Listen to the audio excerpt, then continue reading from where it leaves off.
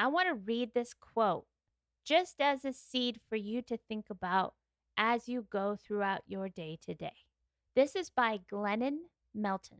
Pain is a traveling professor and it goes and knocks on everyone's door. The smartest people I know are the people who say, "Come in," and don't leave until you have taught me what I need to know. Today is a new day. I am Nikki G, your host. Welcome to the Lone Doctrine, a safe space to bridge the gap between your authentic self and your mental health.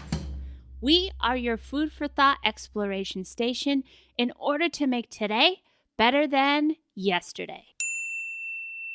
Hello and welcome back to the Lone Doctrine. Holy moly, last month was a big one. Last month we were talking about bullying, and it was huge. I hope if you listened that it was helpful for you, for a friend, for a loved one, for a coworker. When we break the cycle of bullying, then we break the cycle of hate. But as we pick our topics of the month, something I thought this naturally rolled into was healing. Now, healing is a big topic. Emotional healing is a big topic. I'm not sure there's enough time in the world to actually touch upon and explore all facets of emotional healing, but I wanted to talk about emotional healing and some ways we can start to move forward when we experience things like bullying, when we experience hardships in our life, or sadness, or pain. These things can send us back, or they can be an opportunity to send us forward. Now, that might sound strange to some people because the last thing you're feeling is opportunistic when you feel like a big pile of poop. So, I want you to just take it in. Take it with a grain of salt because life only happens with contrast. Light only happens with darkness. We really wouldn't know or cherish happiness if we didn't know what sadness was. Now, this might be on the big woo woo scale, but it is important. It's important because it normalizes these feelings that we're taught that we're not supposed to feel. Now, those teachings are changing, which is great. But for older generations, and for some generations now, we're supposed to be fine. We're supposed to be happy. We're supposed to be tough. Boys aren't supposed to cry. Girls are always supposed to be tougher than they should be.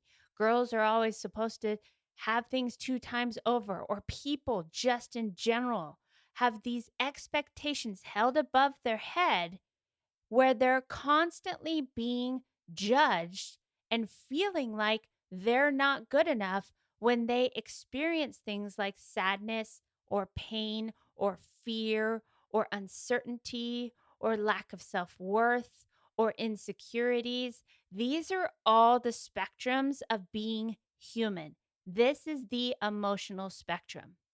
We have to have it all. Otherwise, we wouldn't understand the more positive aspects of life. We wouldn't understand happiness. Now, although some may not admit that they go through these type of emotions, I'm here to tell you that everyone goes through all of these emotions. Now, everyone experiences them differently, and everyone has a unique journey within them. It's not to say that one is worse or better than the other, it is different. Are hardships harder? Of course. But it also could be that person's perspective. So, someone may feel that getting a good grade in school is the hardest thing they've ever done. But then we can have somebody where the hardest thing they've ever done is losing a loved one. Those are two very different circumstances. And so our perspective shows us a great deal of how we can grow. and how we can better ourselves and how we can really see the opportunity when we're faced with things like pain, hardship, challenges, setbacks, all the above or all the below. And we can help ourselves to help our life move forward. So, this month, we're going to spend some time kind of exploring that concept. Why is pain an opportunity? Why is feeling sad an opportunity? Why is a challenge or a hardship or a setback an opportunity? Because when we start to change our perspective, we become more positive and constructive and productive in our life rather than pitching a tent in the darkest of times and the darkest of ways with no way out. That's what we want to avoid. That's what we want to get through. It's not to say that if you have all these tools and you understand this concept and you have a lot of growth in knowing how to emotionally heal, you'll never have to experience these things ever again. That is not true. You may experience these things, but the small things might remain small. The menial things might remain menial. Your perspective will broaden, so then you can kind of shuffle through what's really important and what's really not worth your time or energy. And in that, it allows us to build the strength and the courage and the resilience to get through the really real life hard times. Sometimes the people who have seen it, lived it the hardest, are the ones that are the most resilient because they have this broader perspective of life, because they've put different importance on different things, understanding that some things are worth your time and some things are most definitely not worth your time, not worth your energy, period.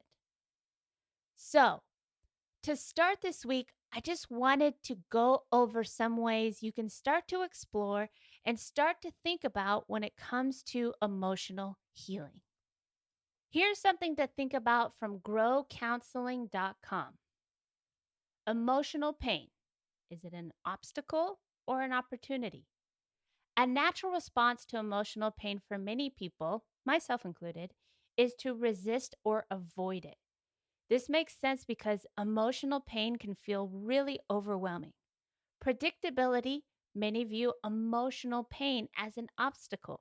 For some, exploring difficult, painful emotions can feel like a trap. Often with physical pain, we can quickly identify what barriers are in the way of relief. For instance, if you have a headache or a backache, you likely will know how to ease the pain. But when someone hurts us or abandons us, or sometimes makes us feel like we don't belong, the steps toward easing painful emotions aren't always linear. That means there's not always an A to a B. Sometimes it can look very scribbly. There's not a straight line from, I don't feel so good to, oh, I feel a lot better. We try all sorts of ways to push it down deep inside or numb it out, a lot of times with drugs or alcohol or things I like to call temporary escapes. We might feel so stuck that even acknowledging that pain overwhelms us. So we blame others or shut down. We might try to be nice and sweet on the outside, even though inside we are hurting. Here's a really good analogy. Have you ever used the Chinese finger trap? If you don't know what that is, most definitely look it up. Get yourself one. It is kind of fun. When you're stuck in the trap, so it's this thing that you put one finger in either side, if you don't know what a Chinese finger trap is, and the more you pull and the harder you pull, the more your fingers get trapped. So when they're stuck in the trap, the harder we pull away, the tighter the trap becomes. This is a very predictable response, but the only way to release your fingers from the trap is to press inward. Healing emotional pain often works in the same way.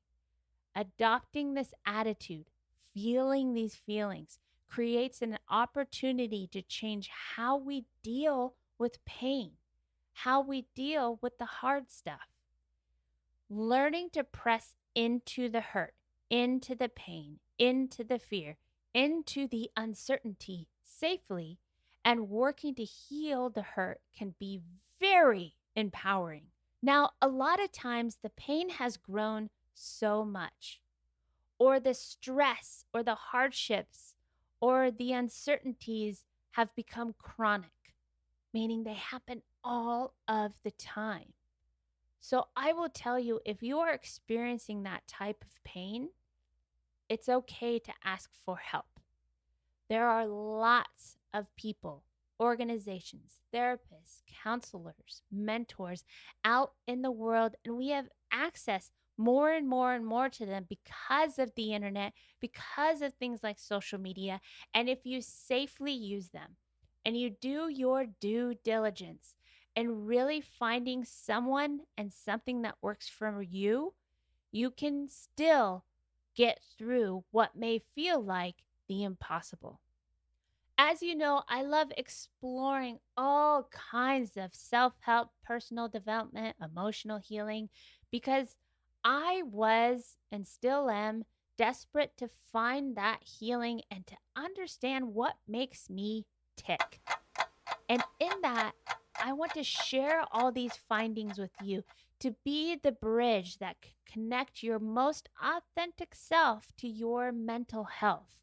Because as we gain betterment, as we build our mind to be this strong, hearty, courageous, true, authentic muscle of sorts, then our life gets better, better, better, better, and better.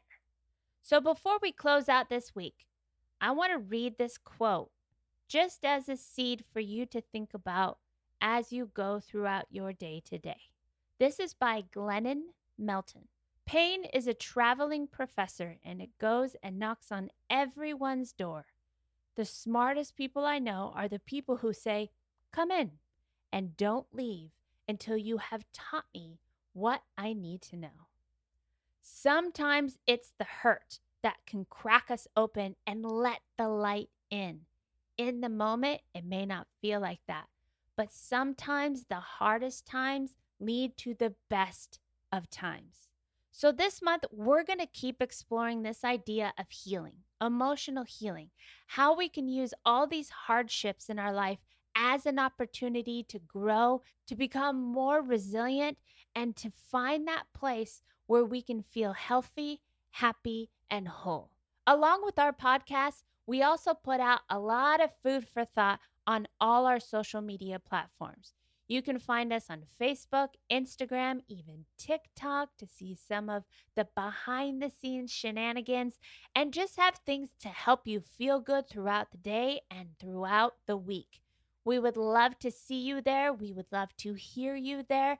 I would love to meet you virtually. So please reach out, send me a message, leave a review on our podcast. Let us know how you feel about the podcast or anything you'd like us to explore together, because we're better together. And one more thing, we are a listener supported podcast, and we are asking for our listeners' subscriptions and help. You can go to patreon.com, patreon.com/Lone Doctrine, and you can subscribe for as little as $1 a month to help us stay online, to help us continue our mission of making today better than yesterday for all of our listeners. We appreciate all of our current Patreons, and we hope to keep creating a safe community for us all. So until next week, keep fighting the good fight.